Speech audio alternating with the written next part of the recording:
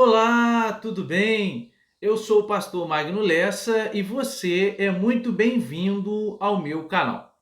Nesta aula, nós vamos estudar a lição de número 8, que tem por título A Disciplina na Igreja. Bom, te convido então a curtir esta aula, se inscrever em nosso canal e também compartilhar para que assim você possa nos ajudar a continuar produzindo aqui conteúdo para o YouTube. O texto áureo da lição é o seguinte: Hebreus capítulo 12, versículo de número 5, que diz assim: E já vos esqueceste da exortação que argumenta convosco como filhos. Filho meu, não despreze a correção do Senhor, e não desanimes quando por ele fores repreendido. A verdade prática diz assim: a disciplina cristã é uma doutrina bíblica necessária, pois permite ao crente refletir o caráter de Cristo. Logo, nós vamos aqui abordar a respeito da disciplina cristã. Bom, dando continuidade, é claro, a nosso estudo sobre a igreja, a função da igreja, o ministério da igreja, como que a igreja está estruturada, aquilo que nós estamos tratando ao longo desse trimestre. A lição tem 3 objetivos. O primeiro objetivo será mostrar a necessidade da disciplina na igreja. O segundo objetivo será destacar que a disciplina tem como propósito preservar a honra cristã e repelir a prática do pecado. E, em último lugar, apresentar as diferentes formas de disciplina elencadas na Bíblia Sagrada. Bom, se você gosta do conteúdo que aqui é produzido, nos ajude aí compartilhando. Muito bem, vamos aqui então para a nossa introdução. Então, nesta lição, nós estudaremos sobre a prática da disciplina na igreja. É por isso que a palavra-chave que nós encontramos em toda a lição, que norteia aqui o caminho da lição, é a palavra disciplina. Embora a disciplina ela seja muito necessária, a disciplina como prática da igreja cristã vem sendo esquecida e negligenciada por muitos, pois alguns até defendem que não deve haver disciplina na igreja. Mas a lição vem nos advertir dizendo que uma igreja que não corrige os seus membros perdeu a sua identidade, não passando de um mero grupo social. Paulo, quando escreve a sua carta aos Coríntios, nitidamente ele está disciplinando um membro ali na igreja. Diz o texto sagrado que um determinado membro da igreja mantinha relações sexuais com sua madrasta. Quando Paulo percebe esta realidade, Paulo então rapidamente toma uma posição. Um tanto quanto dura, é verdade, mas Paulo entende a urgência e necessidade da disciplina para que os irmãos entendam que o que aquele rapaz estava fazendo era completamente errado. Logo, quando nós olhamos para a Bíblia Sagrada, nós precisamos entender que o Novo Testamento nos ensina a respeito da disciplina. A disciplina visa a correção, a disciplina visa a reflexão, a disciplina visa proporcionar àquele que foi alvo da disciplina que ele pense sobre aquilo que ele fez. É claro e sem dúvida nenhuma que quem perdoa os nossos pecados é Cristo. Quem nos limpa de nossos pecados é Cristo. Isso não está sendo discutido aqui. É claro que quem vai perdoar é Cristo. Só que a gente precisa entender que há situações dentro da igreja que precisam de uma atitude um tanto quanto mais rígida. Logo, a disciplina ela aparece no Novo Testamento para exatamente essas situações. Bom, diz o autor, o resultado disso, ou seja, de igrejas que não praticam a disciplina, que não disciplinam aqueles que erram, elas são igrejas fracas, amênicas e sem testemunho cristão. Por isso, o nosso assunto da disciplina cristã como processo formativo do caráter cristão nas modalidades corretiva e formativa. Então, repetindo, a disciplina não visa perdoar a pessoa. A disciplina visa corrigir aquela pessoa que errou, tá? Então ela vai ser corrigida, né? Ela vai ser tratada, tá? Perdão vem da parte de Deus, mas todo pecado, toda ação, ela tem consequentemente uma consequência. E essa consequência será manifesta na disciplina eclesiástica. Vamos aqui então para o nosso primeiro tópico, que tem por título a necessidade da disciplina bíblica. A primeira coisa que eu tenho que saber é que o Deus da Bíblia Sagrada é um Deus santo. A santidade é um dos atributos de Deus. Deus é um ser completo. Deus é um ser que não falta nele absolutamente nada. Quando falamos do ser de Deus, nós falamos dos atributos de Deus. E Deus, então, possui vários atributos. Os atributos são aquilo que formam o ser de Deus. Por exemplo, Deus é amor, atributo. Deus é poderoso, Deus é santo. Santidade, portanto, é um atributo de Deus. Eu diria que Deus é santíssimo. Isso porque em Isaías capítulo 6, diz a Bíblia que quando Isaías tem a visão do Senhor assentado sobre o alto e sublime trono, os serafins estão cantando ao Senhor: Santo, Santo, Santo é o Senhor dos exércitos. Note que a expressão Santo, Santo, Santo, no hebraico ali, é uma expressão superlativa. Em outras palavras, eles estão dizendo que Deus é santíssimo. Em Levítico capítulo 11, versículo 45, diz a Bíblia: Eu sou santo. Logo, isto implica dizer que Deus é separado, que Deus é o totalmente outro, para usar uma expressão aqui do Rudolf Otto no livro O Sagrado. Como Deus é santo, ele, portanto, deve ser reconhecido dessa maneira, e por isso ele requer santidade do seu povo. Na oração do Pai Nosso, a famosíssima oração ensinada por Jesus, no versículo de número 9, no capítulo 6 de Mateus, Jesus nos ensina a dizer assim: santificado seja o teu nome, glorificado seja o teu nome. Quando Deus, portanto, se faz presente, a nossa pecaminosidade ela é evidenciada, ela é mostrada. Lucas capítulo 5, versículo de número 8. E vendo isso, Simão Pedro prostrou-se aos pés de Jesus, dizendo: Senhor, afasta-te de mim, porque sou um homem pecador. Quando Pedro tem a experiência com Jesus no Mar da Galileia, em Lucas 5, e percebe o que acontece ali, rapidamente ele reconhece o seu estado de pecaminosidade. Isaías, por exemplo, na visão que ele tem, que ele vê o Senhor, ele também reconhece o seu estado de pecaminosidade. Porque ao longo da Bíblia Sagrada, pessoas que tiveram um encontro real, genuíno com Deus, reconheceram a sua condição de pecaminosidade. Assim, podemos dizer que quando o comportamento pecaminoso na vida do crente, ele não é tratado, ele não é corrigido, a santidade de Deus, ela deixa de ser reconhecida. Como, portanto, Deus zela pela sua santidade, pelo seu próprio caráter, o pecado, ele precisa ser corrigido, para que esta pessoa, então, possa aprender o seu erro, perceber que errou e aí buscar a cada dia estar mais próxima a Deus e mais semelhante a Ele. Em segundo lugar, a disciplina ela é necessária na igreja, porque a igreja de Deus ela é santa. Deus é santo e o povo dele também é santo.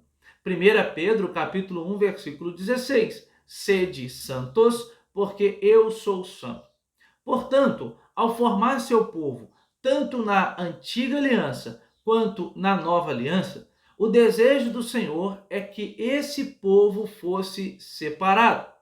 Na verdade, a palavra grega hagios para santo, ela é traduzida como separado, consagrado. Ao longo do Antigo Testamento, nós vamos perceber que Deus tinha um desejo para a nação de Israel. O desejo de Deus era que a nação de Israel fosse separada, ou seja, santa, em relação a outras nações.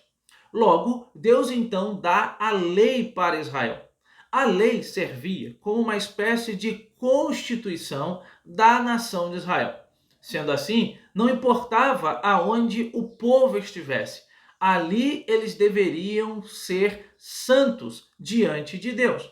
Haja vista que, independente da nação em que eles pisassem, eles deveriam obedecer à sua Constituição, ou seja, a Constituição dada por Deus, a lei de Deus.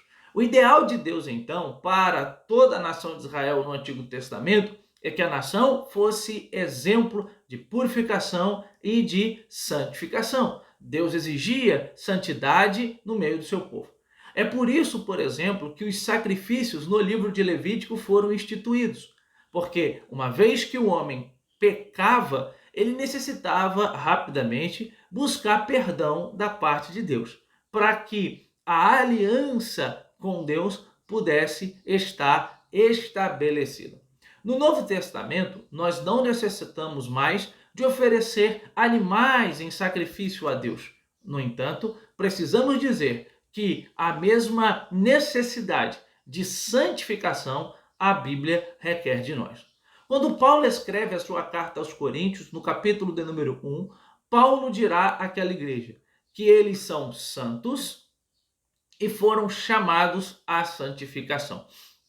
Ali nós temos o que é chamado de santidade posicional e santidade progressiva. Uma vez que aceitamos a Cristo como Salvador da nossa vida, nós nos tornamos santos. Mas, uma vez que estamos num processo de discipulado e de aprendizagem com o Senhor, o nosso Mestre, nós vamos nos santificando. Jesus sabia que sozinho nós não conseguiríamos. É por isso que a Bíblia diz que Jesus envia o Espírito Santo. Logo, uma das funções do Espírito Santo é nos santificar. Em terceiro lugar, ou seja, o terceiro subtópico sobre a necessidade da disciplina da igreja diz: quando a igreja não disciplina. Se a igreja, como o corpo de Cristo, ela deve ser santa, 1 Coríntios capítulo 3, versículo 16, da mesma forma, os cristãos que são membros do corpo de Cristo também precisam ser. A santidade, portanto, faz parte da identidade cristã. Efésios capítulo 1, versículo de número 1. Logo, a falta de disciplina acaba embotando essa identidade, ou seja, atrapalhando essa identidade. Surge, então, infelizmente, a imagem do crente mundano, a imagem do crente carnal, que está dentro da igreja, abraçou o evangelho, mas a sua vida não foi mudada, a sua vida não foi alterada, não é perceptível e visível a mudança na sua vida. Na verdade, esses tipos de atitudes, elas revelam a indisciplina desses crentes. Alguém que não foi tratado, alguém que não foi cuidado, alguém que não foi moldado. A falta de disciplina acaba destruindo o limite entre o sagrado e o profano. Logo, uma igreja que não disciplina seus membros se torna uma igreja mundana. E eu repito, o perdão alcançamos da parte de Deus. Mas se estamos dentro de uma igreja e fazemos parte do corpo de Cristo, é necessário que abracemos a consequência dos nossos pecados e da nossa falha. É necessário que sejamos exemplo para as outras pessoas. Imagine comigo, uma pessoa que faz parte do corpo de Cristo, que está dentro da igreja, comete um pecado gravíssimo. E essa pessoa, então, pede perdão a Deus e continua sem nenhum tipo de consequência às suas ações. Deus a perdoou se há sinceridade na confissão do seu pecado, se há sinceridade, se há arrependimento da sua prática. Só que agora a igreja terá que ver que de fato aquela pessoa mudou. E aí a disciplina serve para a correção do membro, para o exemplo ali do membro para a igreja. Tá bom? Bom, tópico de número 2, o propósito da disciplina bíblica. E agora, acho que isso vai ficar um tanto quanto mais claro. Qual é o propósito? O primeiro é manter a honra de Cristo. Quando o pecado não é tratado na vida do crente, Cristo é desonrado. Olha só o que Paulo diz em Romanos capítulo 2, versículo 24. O nome de Deus é blasfemado entre os gentios por causa de vós. Ele está dizendo então que por causa do testemunho da igreja de Roma, por exemplo, relacionado à atitude deles, o nome de Deus era blasfemado entre os gentios. Se não corrigido, o comportamento pecaminoso compromete o testemunho cristão. Se não corrigido, o comportamento pecaminoso compromete a igreja de Cristo. A sociedade, ela requer de nós. E isso é completamente inevitável. Quando você aceita Jesus como Salvador da sua vida, as pessoas que te cercam esperam que você tenha atitudes condizentes com o Evangelho. Logo, você precisa ser exemplo dos fiéis, como Paulo escreve a Timóteo, para a sociedade em que você está inserido. Se uma pessoa inserida dentro da igreja vive costumeiramente pecando e ela não é disciplinada, essa mensagem que é passada para a sociedade é uma mensagem de desonra ao nome de Cristo e compromete o cristianismo. Por exemplo, no caso da igreja de Corinto, onde um dos seus membros adotou um comportamento completamente pecaminoso, Paulo censura este membro e Paulo diz que este membro ele deveria ser entregue a Satanás. Os estudiosos acreditam que ali Paulo está fazendo referência à exclusão, afirmando que aquele membro ele foi excluído da igreja, para que ele pudesse refletir sobre o que ele fez e, portanto, buscar a salvação em Deus.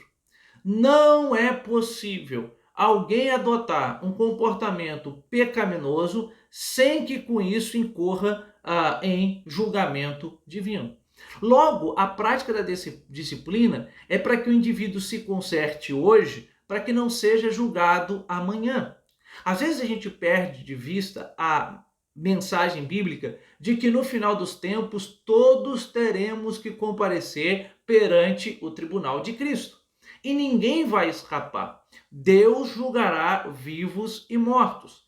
E quem está reiteradamente, costumeiramente na prática do pecado, sem arrepender-se, sem buscar conserto em Deus, sem confessar os seus pecados, será julgado pelo Senhor.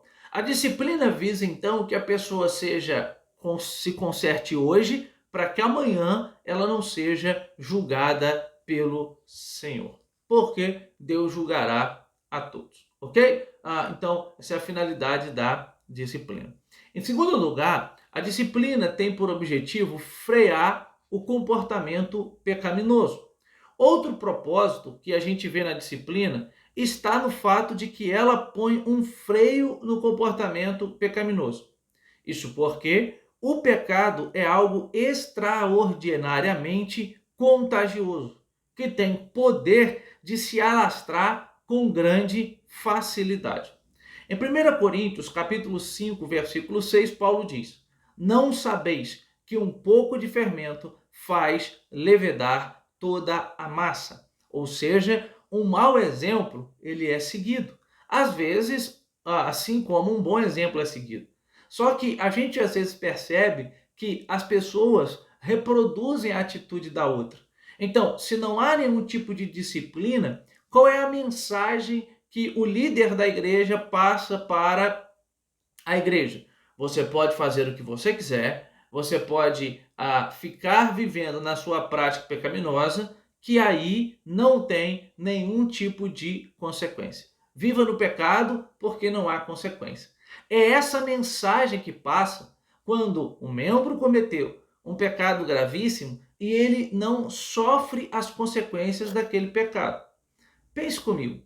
Se uma pessoa comete um determinado crime e ela então pede perdão a Deus e se arrepende sinceramente, ela vai ser perdoada. Só que, como ela vive no Brasil, ela precisa se enquadrar à legislação brasileira e, portanto, ela vai sofrer as penalidades da legislação brasileira, da lei brasileira. E, portanto, ela pode ser presa e ficar na cadeia. Note que a disciplina caminha nesse sentido. O perdão vem da parte de Deus, mas o comportamento pecaminoso, ele não pode ser um comportamento reiterado. Então, a pessoa, ao ser disciplinada, ela vai mostrar de fato que ela se arrependeu.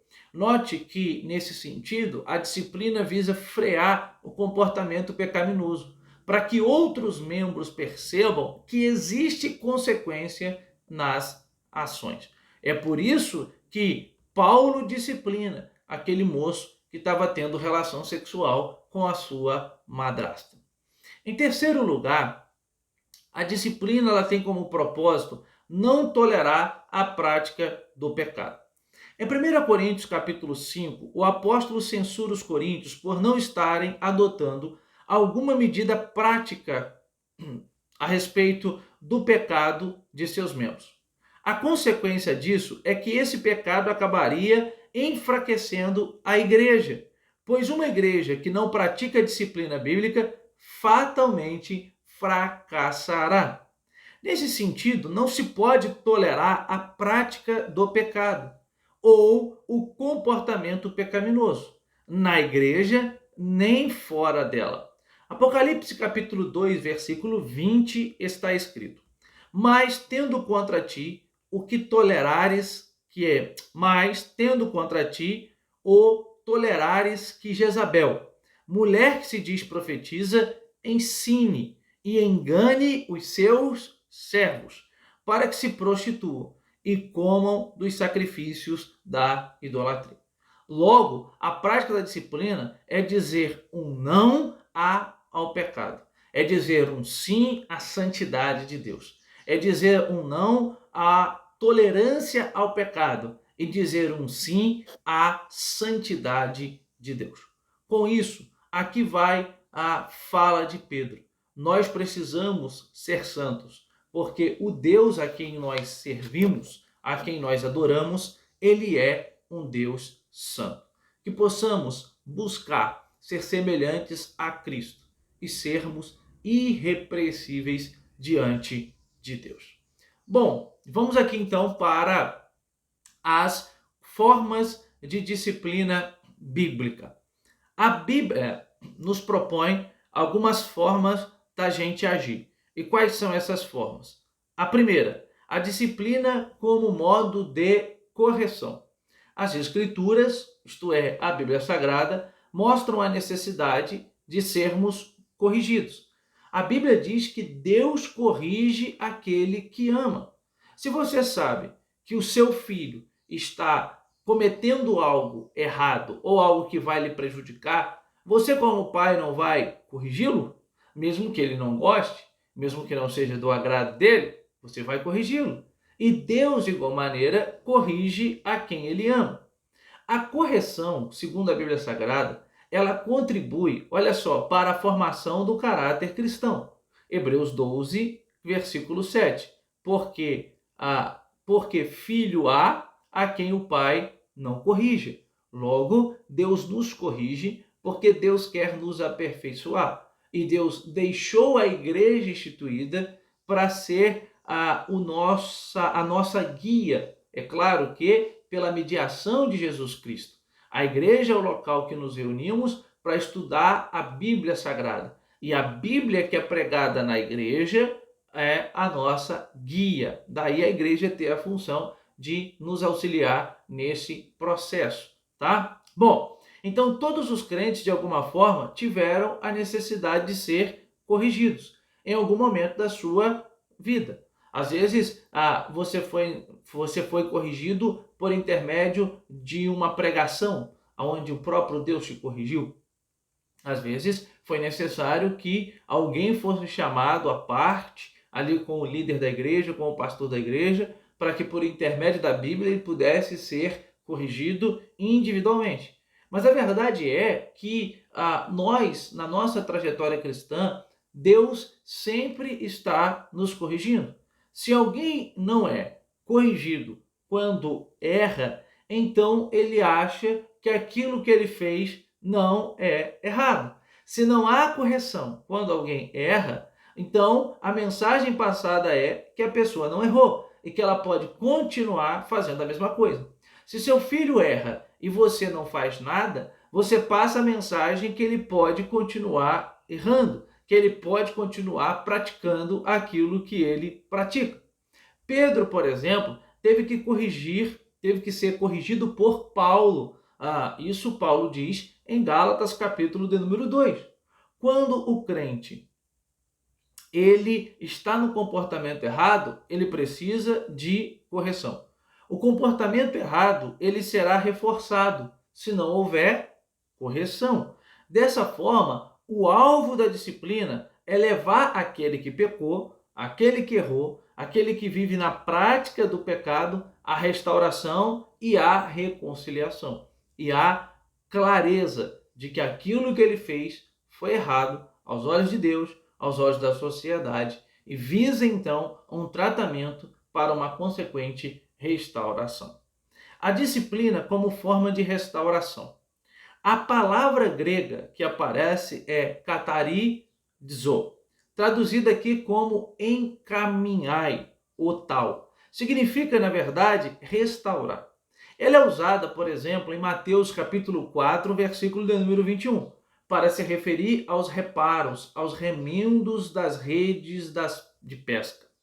O sentido, portanto, é fazer com que a pessoa atingida pelo pecado seja restaurada ao seu anterior estado de bem-estar com Deus. Da mesma forma que uma rede de pesca volta a ser útil após ser consertada.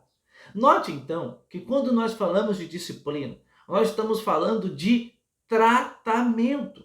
Deus trata com o pecador que falhou por meio da disciplina. Eu não estou dizendo que esta pessoa precisa ter o seu pecado exposto diante da igreja. Não. Não precisa envergonhar ninguém para a execução da disciplina. Não precisa humilhar ninguém para realizar a disciplina. Até porque hoje isso pode dar processo. Mas o tratamento por meio da disciplina é usado por Deus para a nossa restauração. Nesse aspecto, dizemos que a disciplina cumpre o papel importante de restaurar o ferido. Conforme o apóstolo Paulo, a igreja de Corinto deixa isso muito claro em 2 Coríntios, capítulo 2, versículo 5 ao versículo de número 8. Muito bem. Em terceiro lugar, a disciplina como modo de exclusão. Esse tipo de disciplina é também conhecido como cirúrgica. Isso porque o membro é cortado do corpo de Cristo. 1 Coríntios, capítulo 5, versículo 13, Paulo diz que tem que tomar uma atitude mais drástica. Então ele diz: tirai, pois, dentre vós esse iníquo. Nesse caso, há um desligamento e não apenas um afastamento da comunhão. O indivíduo perde a condição de membro da igreja pelo desligamento, já que o Senhor disse que ele passa a ser considerado gentil e publicano. Esse desligamento corta o vínculo da comunhão entre aquele membro e a igreja. Não há, portanto, mais vínculo entre o crente excluído por esse processo disciplinar e a igreja da qual ele faz parte. O que acontece é que às vezes o delito, o pecado realizado, ele é tão grave, ele é tão problemático, que necessita de uma exclusão, necessita de um desligamento daquela pessoa. Então, ela é desligada do rol de membros, ela é desligada da comunhão ali dentro daquela igreja. Em alguns aspectos, isso é necessário. Isso é necessário. Lembremos que a Bíblia diz que nos últimos tempos a apostasia ela vai aumentar. E o que é apostasia? Apostasia é a recusa deliberada e consciente a Cristo. É quando a pessoa vira as costas deliberadamente, conscientemente para a Cristo.